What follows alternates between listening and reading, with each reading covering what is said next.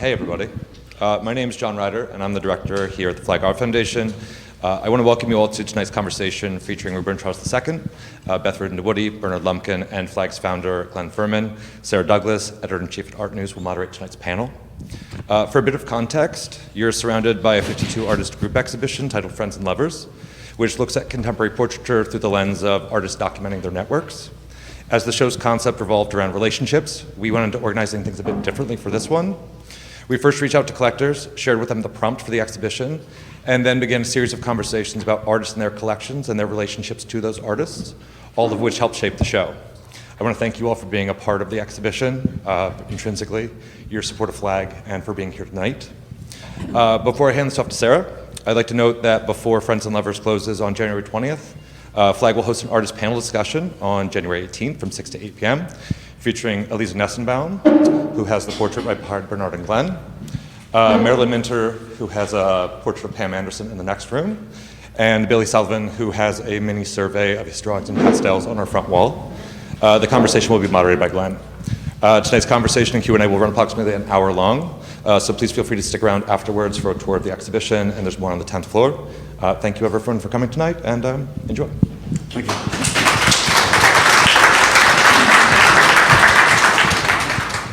Hi everyone, can you hear me?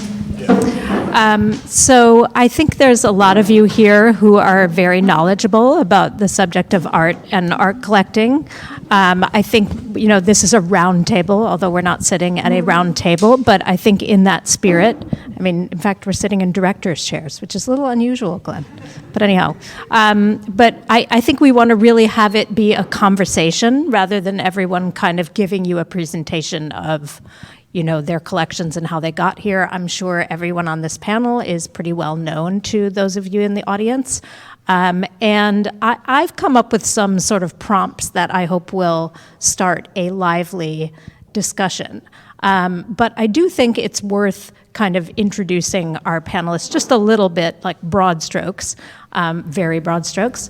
Let's start with Glenn. Glenn, of course, started the Flag Art Foundation, which is in this space. Was it 2008, Glenn? 15 years ago. 15 years ago.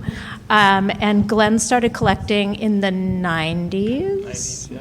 And his collecting gradually expanded. I'm really trying to go fast here because I want to get into the conversation. He's on the board of the MoMA, and his collection is extremely varied. And I'm going to move on to Bernard.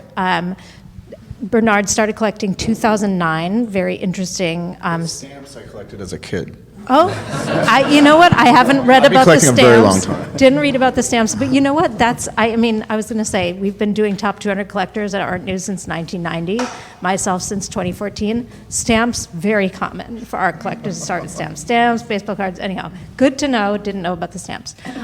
Bernard started collecting art with his partner in 2009. And the collection is very much focused on artists of color. There's a very personal story behind that. I think I'll ask him that sort of in context in a little bit. Beth Rudin DeWoody, I'm really going fast here, started collecting in 1969. Well, also, like Bernard, I collected magazines, Beatles memorabilia, and baseball cards when I was like 12. Okay. Like that. So 69 was the first piece of real art that I bought. Yes, Benny Andrews. Benny Andrews. Yes. And so 1969, and Beth, I'm just going to say this because it's an incredible thing, has over 10,000 artworks in her collection. Maybe. We don't know. We don't have an exact figure. Hopefully insurance. Of magazines in there. Right. And okay. Catalogs and, furniture, different things. So it's... Okay, so art and objects. Reuben Charles, based in Washington, D.C. I believe we talked in very general terms, but I think you've been collecting since the 90s as well. Started collecting in college, gradually expanded the collection. Like Bernard, is focused on artists of color, and is planning a very interesting project, which we will talk about in context. Originally from Guyana, yes, originally from Guyana. So we are going to launch right in. I wanted to kind of, just as an introduction here, and maybe to stimulate conversation, I don't know, we'll see. So one of the things that interests me about talking with this group of 4 collectors is in this year's edition of Top 200 Collectors, which we do every year at ARTnews, as I said, since 1990, we decided to ask the question, what is an art collector? What makes someone an art collector as opposed to someone who is simply buying and accumulating art? And we got a wide range of answers to that question. I think the sort of common denominator in some ways is, and this is like, or I should say this is the default. The default is once you need storage, you're an art collector. Outgrow the house, you're an art collector. But in fact, we got answers that were very, much more nuanced than that and have to do with kind of having a mission and having a certain amount of engagement with the art world and with the world at large. And that's kind of where I wanted to focus this conversation, is really because I think for all of you, it goes beyond just collecting. And I would like to kind of start the conversation by asking, in a very general sense, and I promised Glenn I wouldn't do the now you answer and now you answer and now you answer, so I'm not going to do that.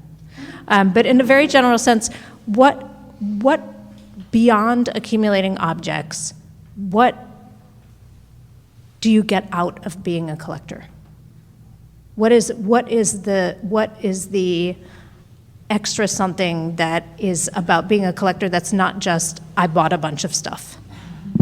Well, for me, it's the joy of getting to know artists, to helping them early in their careers, to helping young gallerists as well.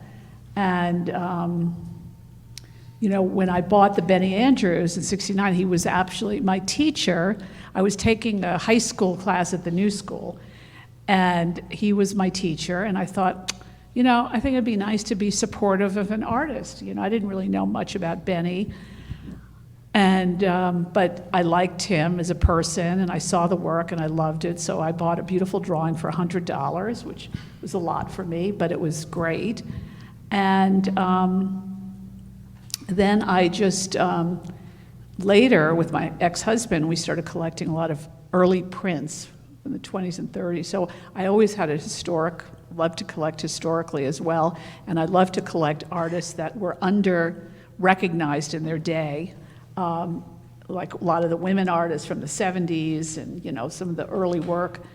So that's just that really wonderful thing of getting to know artists, collectors, gallerists, and helping them early. And I'll just bring up something that earlier today I was reading an interview with you, Beth, and you said something to the effect of sometimes you'll look back and say, well, oh, why did I buy this?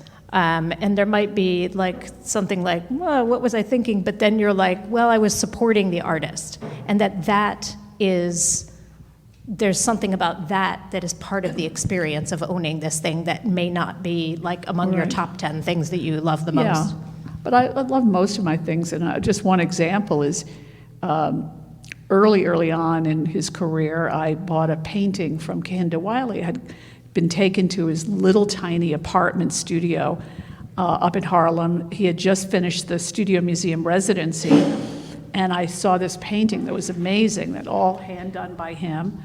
And, I think it was $4,000 or $5,000.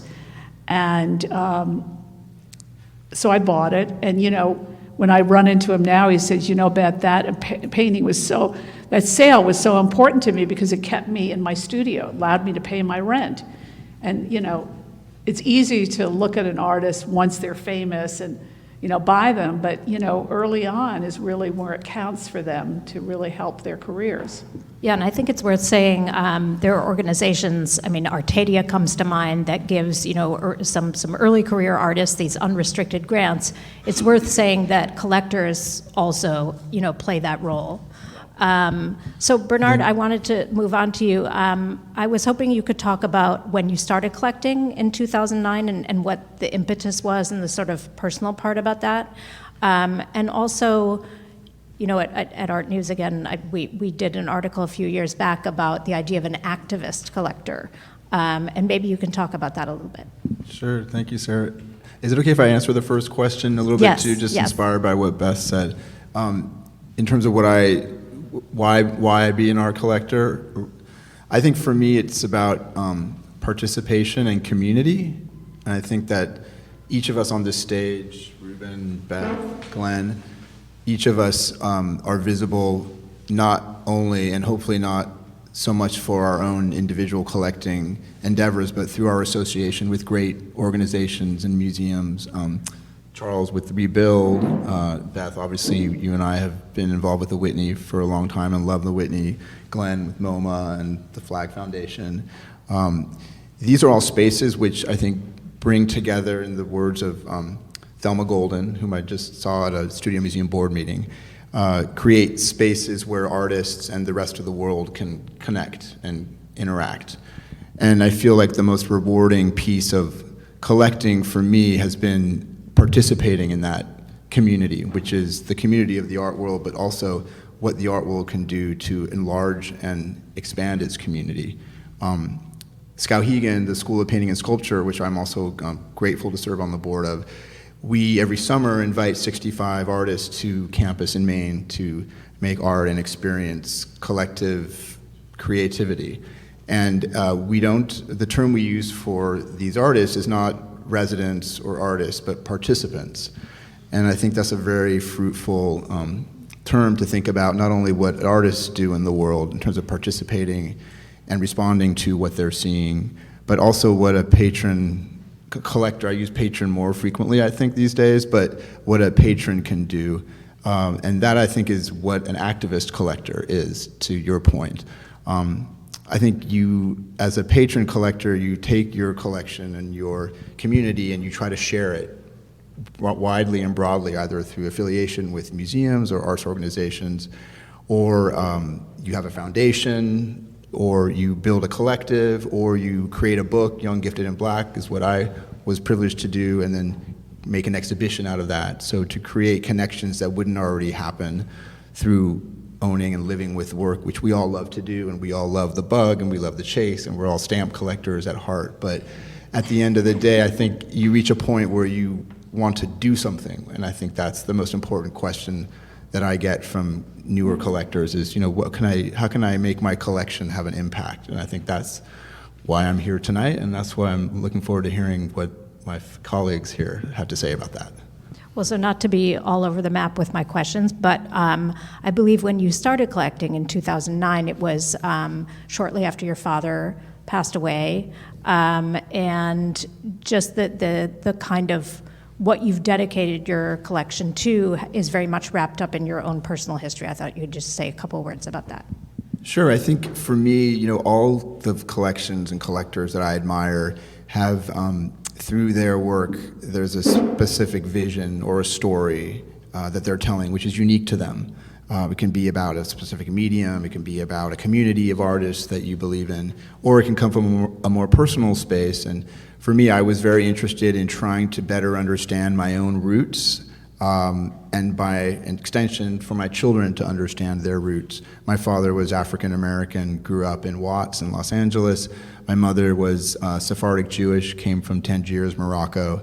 And I have always been raised with this very syncretic, unique ethnic and racial background.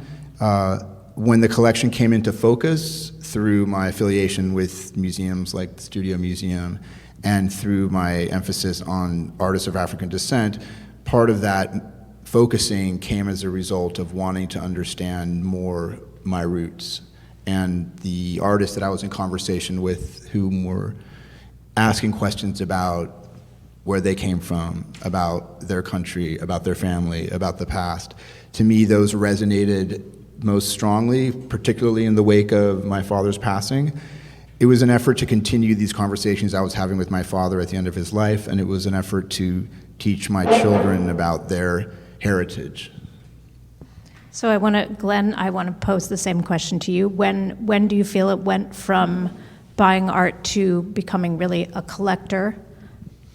Yeah, I mean, for me, I just got the bug and loved I studied art history in college, and so I had studied Flemish painting and Jan van Eyck and a lot Hans Memling, and I was never going to be able to collect any of that stuff. And I came to New York and just started going to the art galleries and just loved seeing all this art, and ended up going on studio visits. I joined the junior associates at MoMA, and I just loved the milieu and getting to know and meet these artists. And for me, that definitely has been the most powerful, much more powerful than my art collection has been the relationships that I've developed with artists, and the teachings and the learnings. I started my career at Goldman Sachs, and I work in the financial world. And it's a very specific group of people that work in finance, and it's very numbers oriented. It's oftentimes very money oriented. And in the art world, it's really not. And spending time with artists, I always joke, it's much more fun to hang with a group of artists than a group of guys from Morgan Stanley. And, that is true. But it's also really much more life enriching, and I've had just so many experiences, and I know this group up here has, and I imagine everybody in the audience has, that's a collector or that's otherwise engaged with artists.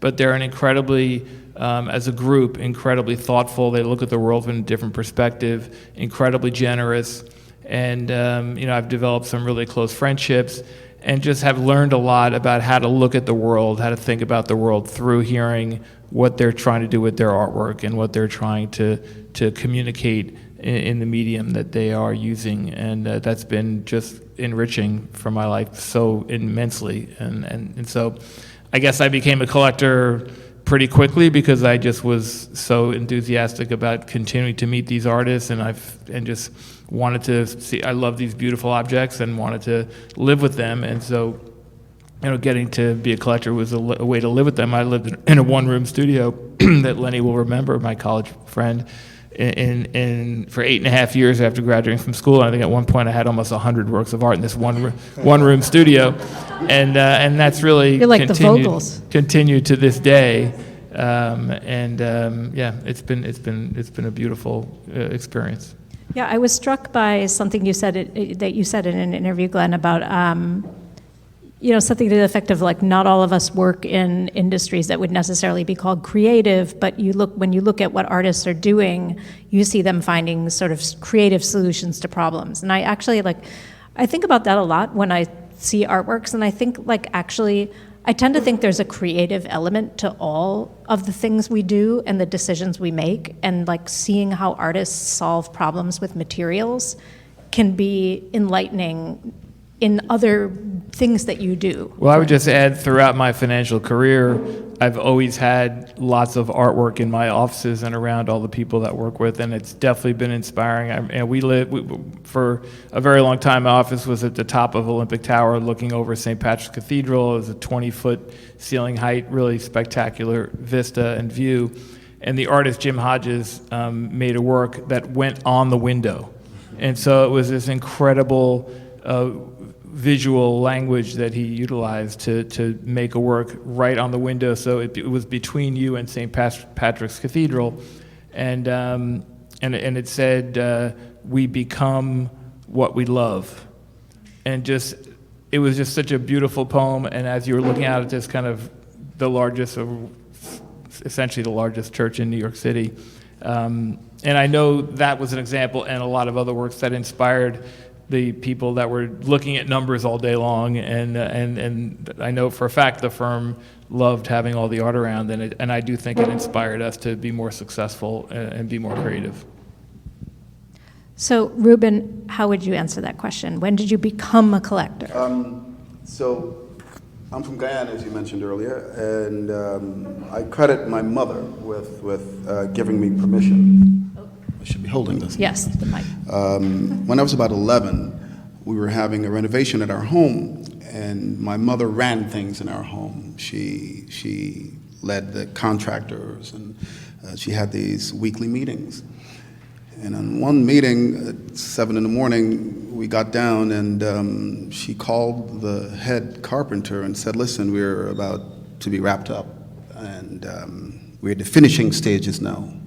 And so all questions he will answer. I was about 11, 12. And so this typical brute of a man in the construction industry in the Caribbean was like, who, him?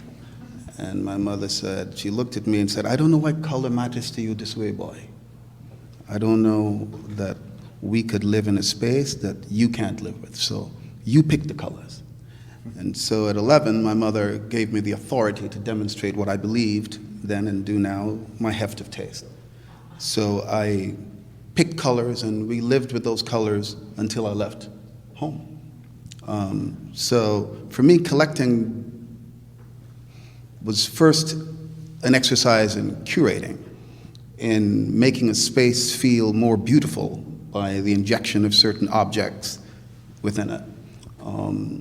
And as I shared with you earlier, throughout life, we all just start gathering things. We can't help but gather things. And in college, I liked French posters, and in business school, I liked photographs, and then I graduated. But connections with institutions, I think, is for me the most important part of my journey. And you mentioned to me that you have an involvement with the Hirshhorn. I do. You have an involvement with Rebuild. Yes. Institutions are really important. I think certainly as it relates to work by people of color, recent conversations abound about the ways in which black artists and black makers were excluded from American institutions or institutions at large. And there's been a healthy skepticism, I believe, in the last 10, 12 years about major art institutions. They have unlimited amounts of resources, that they have more power than they actually have.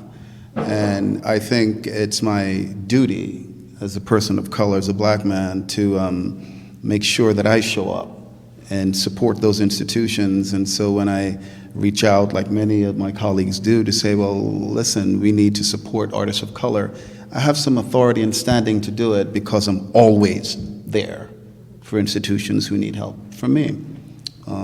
I know that early on you had an association with the St. Louis Art Museum. That's correct. And then went on. And CAM, so started, my first museum was St. Louis Art Museum, and then the Contemporary Art Museum, now called CAM. Those two institutions really helped me, like, okay, there's a deaccessioning committee, I want to be on it. So I need to know everything that institutions think about the deaccessioning. Why is this work not worthy of being on the walls here anymore?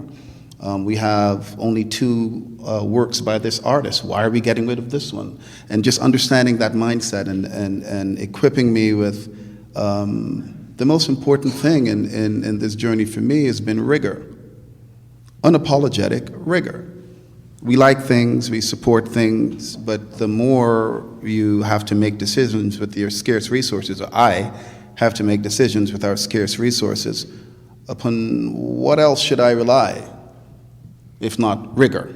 So I can say, all right, this is the best thing. This is the best thing that this artist can do, given my understanding of their career. But those institutions helped me develop a rubric for rigor. So I want to ask a question, and I want to ground it in something that, Beth, that you said at one point. You said something to the effect of, and I might get this slightly wrong, but art withers in storage, but it thrives on the wall. And I think that all of you, to a certain extent, have made an effort really to make the art that you're collecting public. Glenn, you have Flag, which of course is also based very much on loans from other collections. Bernard, you had the exhibition and the book, which launched in 2020 and I believe is still traveling. Beth, you have the bunker in Palm Beach, and I think that interview with you, you said I have 200 artworks traveling or on loan to institutions. And Reuben, we talked about a nascent project that you have in Baltimore. And I wondered, and anyone can take this question, not all collectors have the desire or the kind of, or maybe the need to really share their work with the public. I mean, some collectors, it's like, okay, if someone's going to request a loan, I'll give the loan, but it's not something they feel they need to do. So where does that desire come from? Well, for me, I think it's really important. You know, I have a lot of work and I love to get it out. So that was part of the impetus for my bunker art space in West Palm Beach, to, you know, show the work. I had started curating years ago because I wanted another outlet for, you know, not just being collecting, but I wanted to be able to, you know, curate art in galleries. And so I would put some of my art in there, but a lot of it would be consigned so the dealers could sell. And I started to do thematic shows because I always wanted to include young artists and older artists and known artists and less known artists.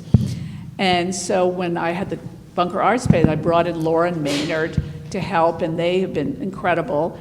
And the three of us figure out themes each year. And I have enough art that I have a ton of themes that I can figure out. And it's been so much fun. And it's really grown in terms of, you know, people coming. You know, first, a lot of people didn't know about it, but now it's become, you know, people come up to West Palm, they go to the Norton Museum, they come to the Bunker. Other people are starting to now put together collections to show. And, you know, it's you know, great. We get all sorts of funny groups like golf communities. They put a group together, or people have been coming up. And so in terms of loans, I think it's really important to get your work out and to support institutions that are showing things. I mean, I have to add that it is so generous of collectors, and I think it is, but at the same time, I think it's a responsibility of collectors, because when you have all this work, it's not doing the artist any good to have it in storage Right. either. The artists want their works out, and I know for a fact every single person here has gone to somebody's home or has gone to a museum or has gone to an exhibition somewhere, seen a work they were not familiar with, or saw a work that made them think of an artist in a different way, and ended up going out and buying a work by that artist. And that is how artists, you know, get their careers established. And so showing the work is incredibly important. Now, obviously, Flag is different. This is not about my collection. We borrow for everything, and so we rely on the generosity of collectors to put these shows together. This has 51 different artists in it. I guarantee you nobody here could name all 51 of these artists, myself included. Maybe John Ryder, who put the show together.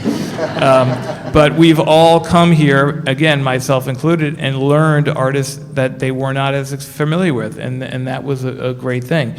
There is a handful of collectors that charge to borrow work.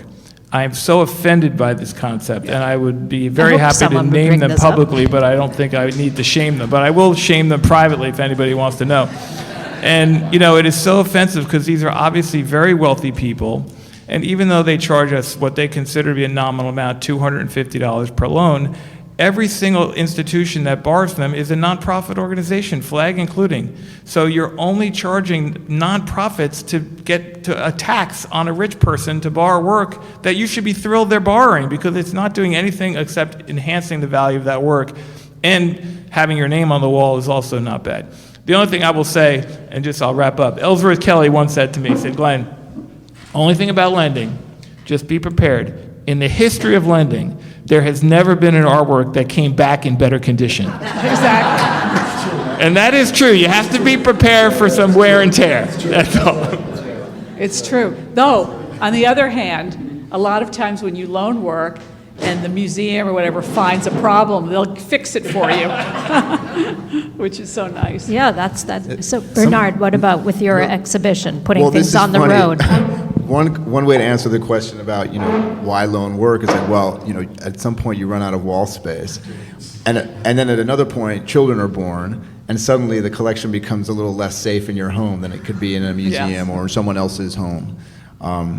You know, I think the words that come to mind listening to Glenn and Beth and Reuben, you all talk about it, is sort of, you know, there's the role of, and I think I got this from reading about Peggy Cooper Kafritz, who's one of the sort of collector idols or people who have inspired me in my work, a collector based in Washington, D.C., collected and supported artists early on in their career, which is also a specific passion of mine, being involved in an artist's career, is the idea of like not so much a collector, but a caretaker, a custodian.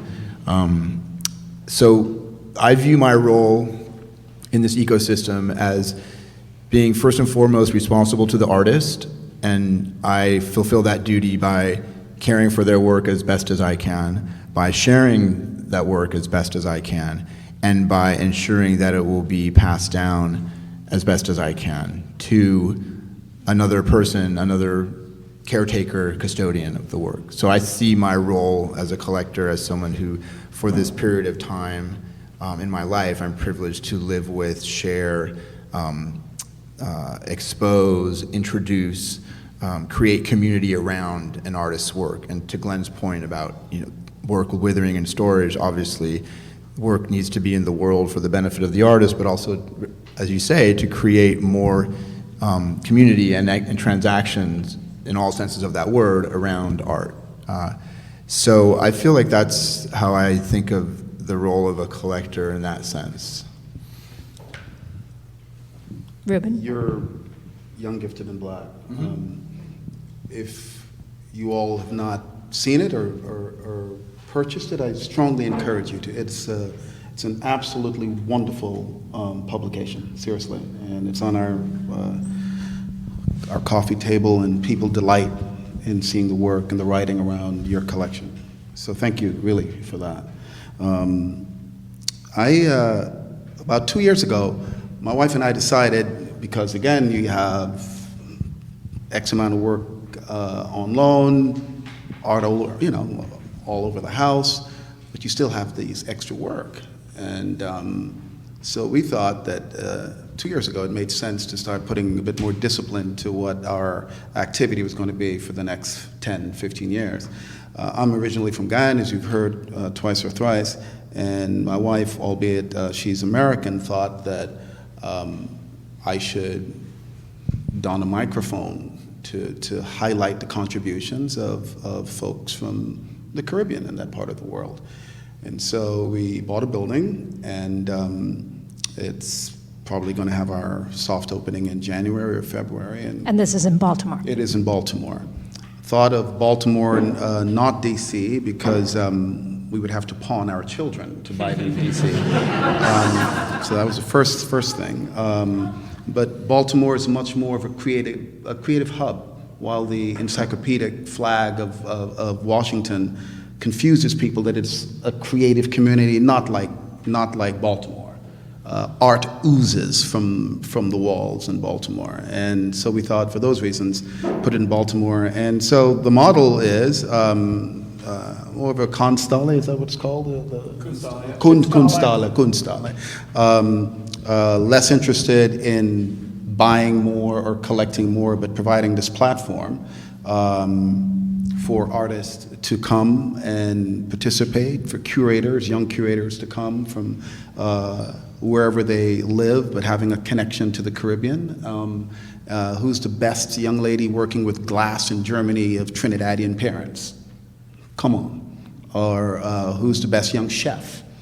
So the components include, there's a dining facility, a 40-person dining table where people can get together and converse and dine and have a good time, but in the presence of a chef that is interactive with this dining component.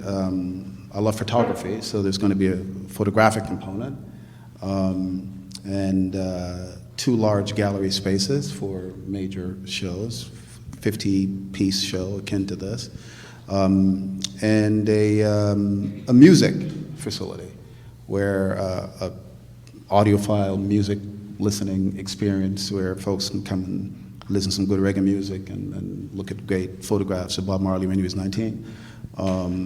And a place that is a place to converse, debate, talk about the various intersectionalities of art. What's going on with art and urban development, obviously with my dear friend Fiastra, that's a particular interest of mine, but all of these other intersectionalities where folks can come and debate and share their thoughts. And then there's a residency component where for 3 to 4 months we'll house someone in a well-appointed department to think, write, create. So one of the things I think is interesting about that, I mean, you mentioned Theaster Gates. I said earlier he works with the Rebuild Foundation. That's Theaster Gates, the Artists Foundation. Is the extent to which, you know, it's influenced by an artist. And it's something I wanted to ask all of you is, to my knowledge, none of you on this panel really works with sort of as we would typically think of an art advisor. And I wondered, you've got collectors who work very closely with an advisor.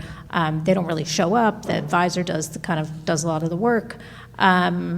And I know that all of you are very much enmeshed in the art community. I was going to point out, just as much as it's an opportunity for artists, Glenn, all three of you have created opportunities for curators as well, whether it's Antoine Sargent or Beth, you have the guest curators, Glenn, you have guest curators. And I wondered if you can talk about, and be specific if you can, who do you take advice from when you're looking for new artists? Well, I never work with an advisor, but sometimes my children advise me. They'll say, "Oh, Mom, I saw a great artist, or I met someone who you should look at." I certainly listen to the curators, like at the Whitney, we'll go around, or the Hammer, which I'm involved with, and I'll do little trips with them, studio visits, and discover new artists that way.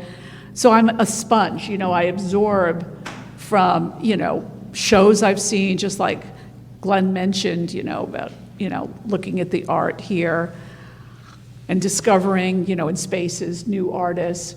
And so I just kind of do it that way. Well, I should say a lot of it's just looking on my part. Well, Beth wrote a piece for ARTnews, our most recent issue, and I believe you still go to the MFA exhibitions, actually, like the Columbia. Yeah. No, I try to go to everything I can go to, because it's just it's fun. It's a way to discover young artists, and it's really great. And talking about Theaster, I was lucky. I love Theaster, and he curated a show from my collection that he had a few years ago. And the really fun thing was having, at the opening, he and I did this conversation together, and it was so much fun and so great. And we thought, well, we're going to take it on the road, because it was like really great. But he's so amazing, what he does. And I would say that I have gotten a lot of significant introductions to artists from dealers broadly. I would say we all, and every collector gets inundated with emails and calls from dealers, but having the ability maybe to recognize when there is something special, when a call comes through that is different, to listen, to really understand. Lauren Hutchins, when she was working for Jack Tilton, called and introduced me to Simone Lee, ended up becoming a very significant part of our collection. And I believe you put one on display at Penn. Right? Yep. I would say Brendan at Karma called and introduced me to Reggie Burroughs Hodges, who I had never heard of, and was able to buy something from his first ever show in New York. That happens on a regular basis. Antoine has introduced me to artists. But then there's been artists that I've stumbled upon because I went to an exhibition, I saw it, I made a notation of who it was by, and then I tracked it down.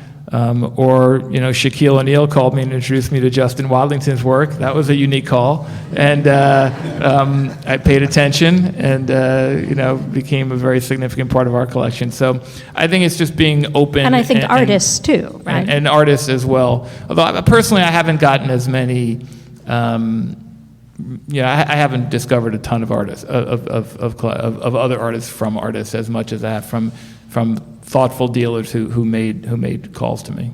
And I think I'm jumping ahead a little bit here, but Beth, at one point you've spoken about how you much prefer to buy from galleries, from dealers, as opposed to, for instance, buying at auction. And you've talked about some of the galleries you work closely with. Yeah, I buy from charity auctions, a lot over the years, and rarely have I bought something. Though I was laughing, because around 1982, I bought a John McLaughlin painting from the 70s at Sotheby's auction. And recently I found the catalog for that, because I was thinking, why did I keep this catalog? So I'm looking through the catalog, and I marked the things, and I thought, oh, that's where I bought this painting from. And it had belonged to Nick Wilder, his dealer, who was sitting like 2 rows in front of me. And I think it was the most ever paid for a John McLaughlin painting. I think it was around $15,000, which was, I guess, a lot for that artist, because then later I bought one for half the price. But anyway, it was a great artist. And as I'm looking through the catalog to see what else was at auction there, I see this huge Andy Warhol Campbell's soup can painting, which is probably worth, I don't know, $150,000. I don't know what it's worth now. And it was sold for $12,000, and I thought, oh my God, But yeah, rarely do I do that.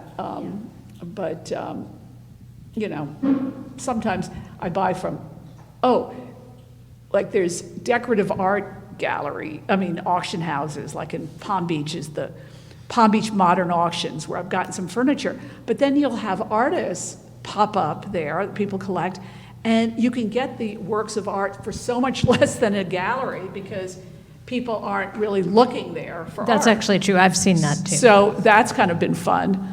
But I like to support galleries, and I also bought directly from artists when they don't have a gallery, So Bernard, who do you take advice from?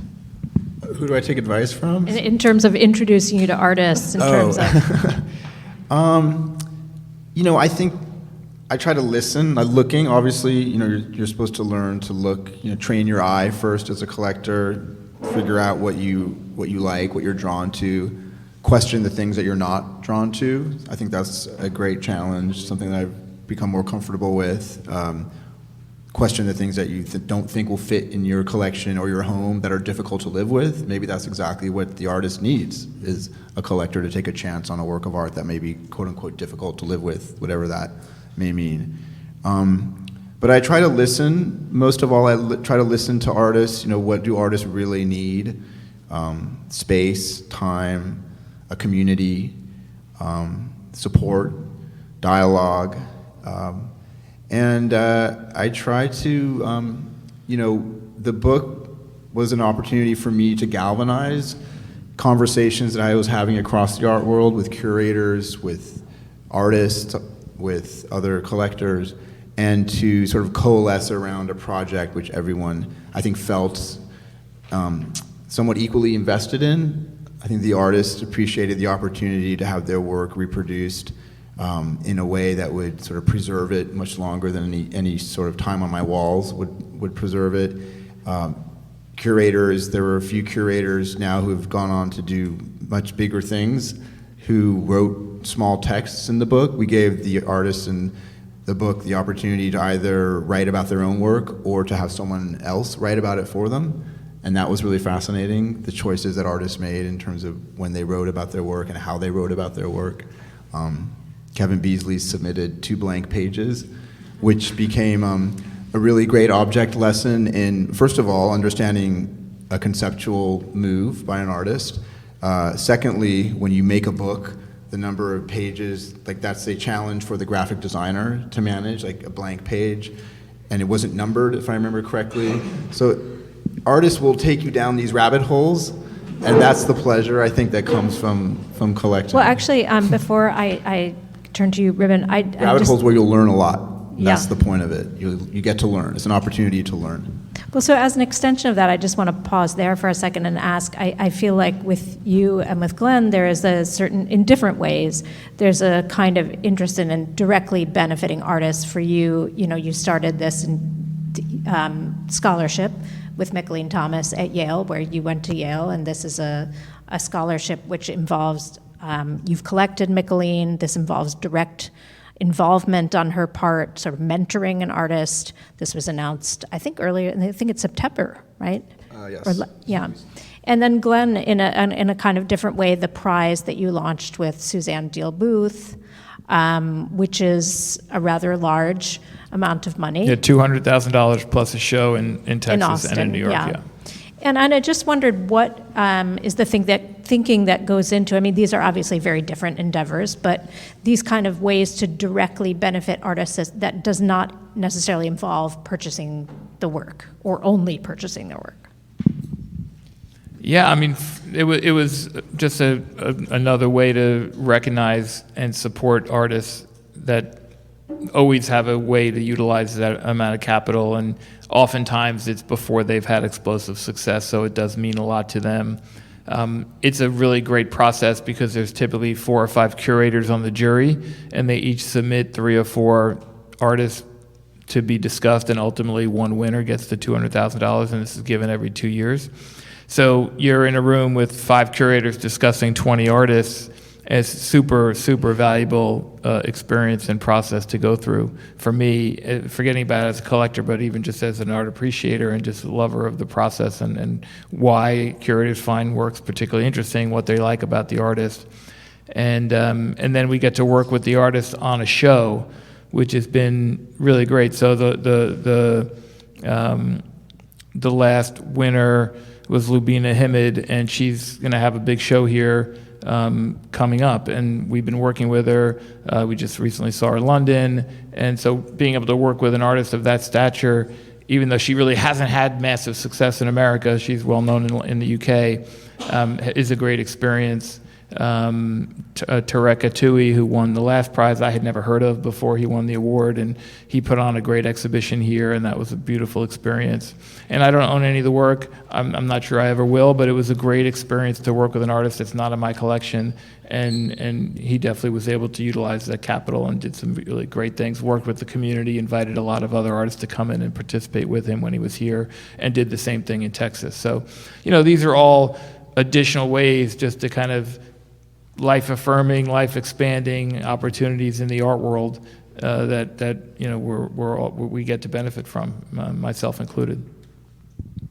And Bernard, can you just talk about the scholarship a little bit? How it came about? I mean, the scholarship is really just something which I hope everybody will not learn from. I hope everybody will be inspired to do the same in their own way. Yale just really simply put together an artist who wants to give back, a collector, a patron who wants to give back, who are part of the Yale community, and it was a pretty straightforward thing from there. I think Michelin has an amazing record. I mean, to say artist is really just the beginning of her multi-hyphenate name, which I think of with Michelin Thomas: artist, educator, curator, mentor, activist. I would like to think that those adjectives follow my name too. My parents were both teachers. As I pointed to, a lot of what I try to do now has an educational mission and focus. Before I became a full-time collector, patron, and father, raising children, half the day raising artists. The other half of the day, I worked at MTV, and I was a producer in the news and documentaries division of MTV, and I worked all day, every day with artists, and that was my first introduction to an artist community. So I think, what Yale did with the scholarship was just galvanize a desire by a collector to support in a more impactful way what an artist can do for future generations of artists. Find that artist, in this case Michelin Thomas, who's dedicated so much. Glenn, you mentioned the word platform. I mean, these are artists, Michelin Thomas, Mark Bradford, Kehinde Wiley, just to name a few, who have made their success an opportunity to share with others, either through creating. Absolutely. You could point to Charles Gaines, too, who created a scholarship at CalArts, right? So I think, I hope that the scholarship, in the same way that Mark Bradford with Art and Practice, which was my first example of an artist who reached a certain level of success and then gave back to the art community and the greater community.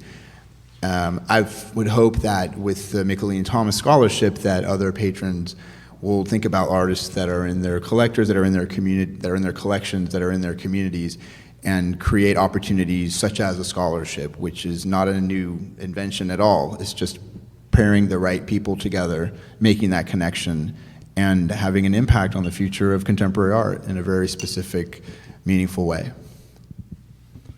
And Reuben, I'm just going to return to what I was asking before. When you're making decisions about what you collect, who do you listen to? Who do you whom do I turn to speak? for counsel? Jack Shainman and the Shainman family have been very, very important to me, to us. Mary Ann Ibrahim, gallerist, is like a sister to me. Those two gallerists are part of our family. And several other gallerists. I think it's important, this should be echoed, or was echoed, to work with gallerists. I think they're a critical part of the ecosystem. The idea that artists don't need gallerists is something to which I do not subscribe. I just disagree with that. And I think artists, good gallerists, of course, like anything else, there's some whack jobs, but good, solid gallerists, I think, really are trajectory altering for artists, or can be. But art collecting for us has been an investigation. Those of us who are partnered would know that it could be a tricky thing. It could cement a relationship, or it could have you askew. My wife and I delight in finding ourselves, discovering ourselves, investigating elements of what we're about in the acquisition of art.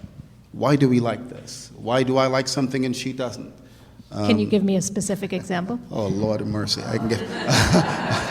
My dear friend is in the room. He knows. So the first, this young lady, Kennedy Yanko. Oh, I love her. So Kennedy, met her again. You met her young and supported her. Not buying the work, but supported her. And my wife thought, this is great. But it wasn't ready yet.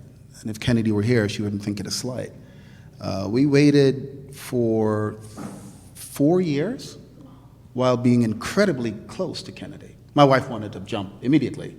But that constant investigation, looking at her develop as an artist, now you pay more and there's a cost to waiting, but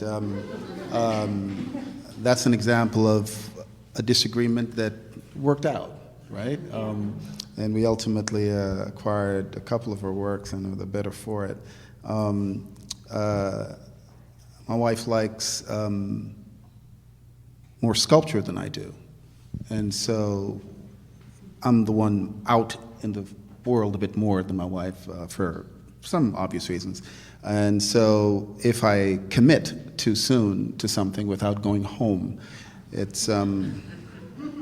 consternation wouldn't be the right word. It's a lot of drama. Well, this It's a lot of drama. Yeah, this question was on my list for what it's worth. It's a major problem. Yeah. Does anyone else have That's a major problem. have some examples of when you and your partner did not for agree? me, it's very easy if I come home and I say to Amanda, "What do you think of this work?" and she says, "Oh, that'd be great in your office." That's all I need to hear. No, it's tough. But when she's enthusiastic and we do it together, it's awesome and it's so much fun and it's so much more impactful for both of us when that happens. And it happens a lot, thankfully. Bernard, have the kids been actively involved in the process with you as they've grown? I mean, the children, I have 9-year-old twins and a 4-year-old boy, and I'm grateful that they have let me and Carmine hang our collection in their rooms. Well, I think didn't you put a Christina Corliss like above the crib? I have, the work that we live with in our home. I mean, we have photos on a cabinet and we have art on the walls.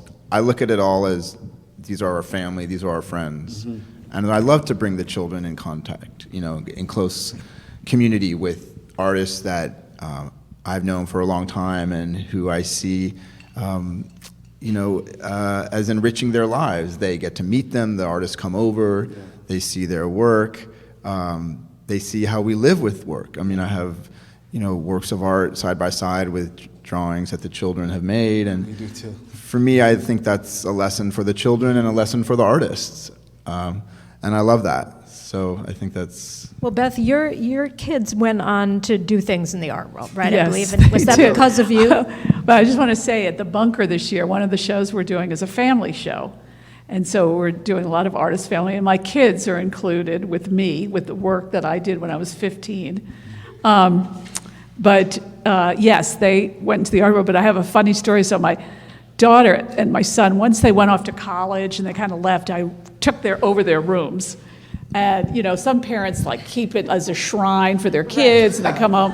Not me, I wanted to redo stuff. So I had a piece by John Waters called Playdate, and it's a miniature toddler-sized Michael Jackson with Charles Manson. I actually saw this. I saw this so recently I had it in the at middle the of the Phelan's. floor on this stingle rug that I'd gotten, and my daughter would freak out every time she'd come. She said, "Oh, she, put this in my bedroom," and yeah, but my daughter started something called Gray Area, where she had artist projects and sculptural things and utility items, or things that were practical, floats and different. And did all sorts of great projects. She recently curated a great show called what was it called? And she took wood that was on a property of hers that had died, from the drought.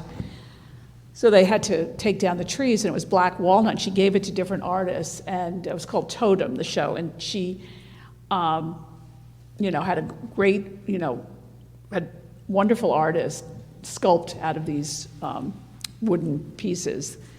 And my son is an artist and a musician, and he does branding and design. So, they give me a lot of advice on people or introduce me to, and it's really been fun. It's so great. Their father's an artist as well. And my husband now is a photographer. He's an artist. So it's kind of all in the family. And Glenn, would you want your kids to become artists? Or do they have any interest? Well, my kids are young. I also have 9-year-old twins. We need to have a play date. So, so my kids are still young. My kids are not that into the art. They are surrounded by art, and they know a lot of artists. They like to make art, but they won't go to galleries with me for the most part, or museums. They're like, "Dad, that's your thing. We don't want," and I don't want to drag them. I mean, I think over time, hopefully, they'll give me a little bit more rope. But they love to make art, and that's really cool. Look, I'm not prophesizing what they're going to do when they grow up, and we'll see. But for right now, they're definitely surrounded by a lot of art. There's no doubt about that. To add a bit of levity, last week we had Simone Lee. We just brought her to the Hirshhorn, and so we hosted a gala at our home. And the joy I derived from looking at some visitors. Look at our son's art from second grade that we intersperse with other stuff. And the guessing games that who is this? Is this a Richter? I don't know if that happens in your home, but it's funny to see some of the folks in this ecosystem. Yeah. Well, just to show how old I am, I have a 9-year-old grandson, but my daughter was involved with a charity, a Project Art, which was wonderful, where they taught after-school programs in the public libraries for kids, and she figured out a great benefit to do,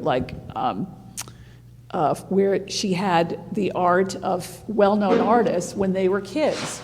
So it was an exhibition of their, childhood art, which was really wonderful. And the funny thing is that some of it really looked like their later art. I mean, it was like, some was obviously completely different, but others you thought, oh wow, you can really see the connection. So we actually are at the time to move on to questions, but I'm just going to hog 2 questions, because I just want to ask you guys a couple of maybe more provocative things. The first one is, I think for a long time, I was looking back at our many years of Top 200 Collectors issues to kind of look at this. There was the idea that if you were a collector, you didn't sell anything. You never sold anything. It was like to have and to hold, and that's how it was. I think that's changed a lot, and I wondered if anyone here can kind of express an opinion about that, or the idea that, I guess what I hear much more now is that there's not as much of a taboo around refining a collection. Let's put it that way. Look what Aggie Gunn sold a work of art. But for a good And cause. look what But she did with it. Look Yeah, what she very did with good it. cause, So I yeah. think I would frame that question in those terms. Like what she did by selling that painting. Who was it by? I forget. It was a Lichtenstein. Lichtenstein. It was a Thank you. Lichtenstein. Yes, she created the Art and Justice Fund. Yeah. So I think I think everybody would agree that was a good sale. Yeah, I'm sure we're all thinking about this, and we all have a lot of art. I was recently talking to one of the biggest collectors in America, and they've been collecting their whole life. They're in their 80s, if not older. And I don't know how public this is, whatever, but they have a massive collection. And, they went down this thought process of, okay, well, we could give it to a museum. A lot of museums would want it. For the most part, 1% of their collection will ever be shown. The rest will be in storage. And, that will be it. Like, they'll be known as having made a great gift to the museum, and every once in a while it'll be up. And the alternative thing is, and by the way, a high percentage of their work is up. They live with a lot of their work. It's a lot of super high value stuff. And they're like, alternatively, we could have a big auction and sell all our stuff, and it's easily like $1 billion collection. So they say, okay, well, we'll have then $1 billion+ that we can form a foundation that we dedicate to medical research. Everybody that buys that art, they'll all get to live with it and enjoy it. So that art won't be in storage, it won't be in the basement, it'll be enjoyed by the next generation of art collectors. We'll have this incredible foundation which will hopefully go on to make the world a better place. I'm not saying I advocate that, but it was very logical. Yeah. It seemed very logical to me, and something that made a lot of sense. But can I ask, do you guys come across, there's more and more talk of these sort of BOGO agreements. For those of you who don't, this is not buy one, get one. This is buy one, give one. Well, I think it was, developed because there were so many people flipping art. Right. And I don't think any of us do that. I mean, I've sold a few things in order to buy other art, young artists. So it's never, I don't sell a young artist. I mean, I might sell a really established artist that's gotten a good price now, and I can then use that money. But I think there were a lot of people going in the market, buying inexpensively, and then, sometimes within the year flipping the work. And I think, so artists, I think, probably pressured the dealers to put those, stipulations So in. a BOGO is a buy one, give one to Oh, no, a museum. I'm not talking about that one. Yeah. I'm talking about the one about not selling the work. Right, so dealers have tried to do these Yeah, contracts, sorry. which actually aren't legally binding. Yeah. Where They're not, you, yeah, and then the other one. That started in the buy 2007. and buy thing, I don't know, I don't really like that. I think that, I give a lot to museums and stuff, and a lot of times I'll buy work and as a promise gift, so I know ahead of time. I bought a Kalita Rawls that's going to the Studio Museum, and a Lauren Halsey that I'm buying for the Studio Museum. And I think that's great, because the museums really want these things, and I can live with it and give it whenever I want to and loan it anytime. But I don't like the idea of being forced to buy a work of art from a museum just to get another work of art. Yeah. Yeah. But what it is to be a collector has changed so much in the last 50 years. So it speaks to why we're having a lot of these financial conversations. In the first part of the 21st century, it was all about connoisseurship, demonstrating one's heft of taste and looking at value, not on a pecuniary scale, but how important is this work going to be? So the average collector was not buying it to sell or to profit. They were buying to demonstrate how they can situate this work and support this artist and improve the canon. Well, let me ask you guys a different question. I don't know who's going to want to grab this one, but one thing I think about a lot, just as an editor of an art magazine, is this idea of, in an artist's kind of process of endorsement, right? Like, how do you become endorsed by the art world? That's changed a lot, and I think the market plays a bigger role in it. And I think actually collectors play a bigger role in it. And I think the idea of, with an artist, if such and such collector, maybe one of you, owns their work, that's almost like a bigger step than getting a review by Roberta Smith. Do you think that that's true in some cases? Yes. That's brave of you, Ruth. No, it is. It is. Yeah, no, people- Absolutely, it's true. People, gallerists use your name Yeah. a lot. Yeah. I mean, in the Yeah. old days, they were very discreet. No one said, oh, who was buying the work. No, Now they use it, oh, this is in so-and-so's collection. That's right. So, That's right, absolutely. And with that,